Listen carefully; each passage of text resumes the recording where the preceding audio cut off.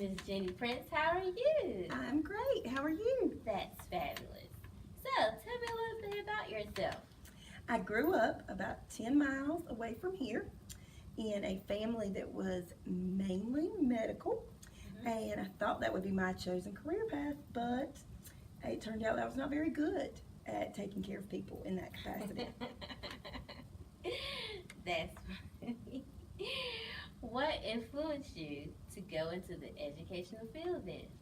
I was doing an internship in psychology, and they really didn't have a good placement for me, so I worked in an EC elementary class. Okay. And that changed my mind about the field of education, and I decided I did want to pursue that instead of something in the medical field. How did that work with your medical family? They all saw that in me before I did, Okay. and they agreed that that was the correct path for me. What do you think are some good characteristics of a good educator?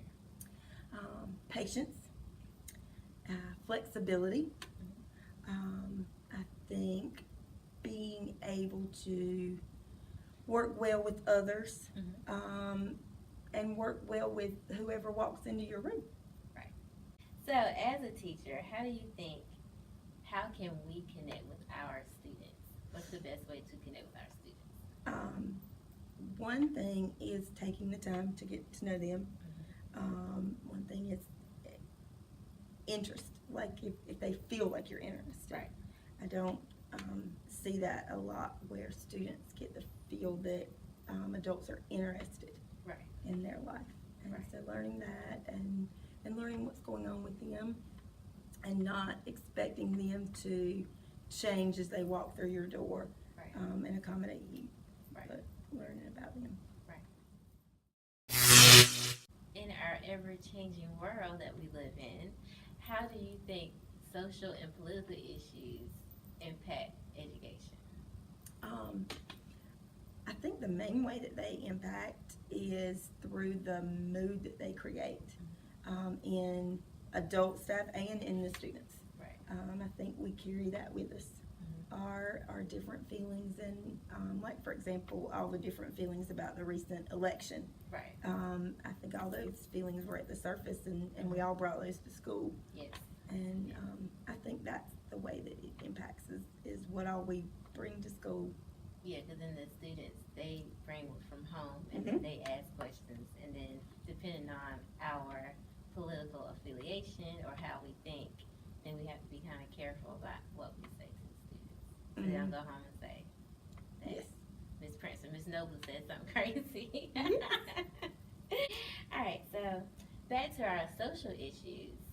So with more and more students coming out as transgender, how do you think we as educators can help support those students? Well, again, it can be touchy in terms of you have to be careful what level of support you provide. Right. And you can provide a level of support that upsets parents of the student. So I think, first of all, letting them know that school is a safe place where they can share anything that they need to with you.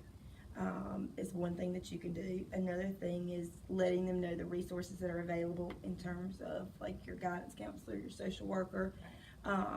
If they need to talk with somebody and if they request it, making sure that that happens. Right. We can also provide them with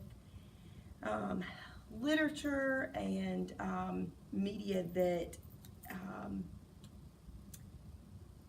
allows them some support, but also being careful that we not allow too much access. Right, exactly. So the other thing too, I think, is being in contact with the parents and where they are as far as supporting their child. Right. It's a very, very touchy subject. And you mentioned the Connect Ed, because we are a Connect Ed school. And what is that? What is Connect Ed? Connect Ed is a grant that we received.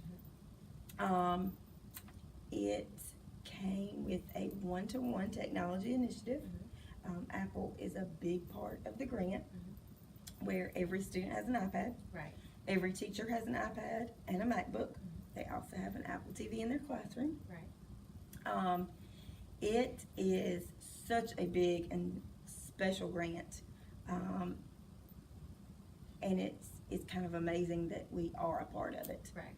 And that we have been able to benefit from it. It's provided a lot of training. Right.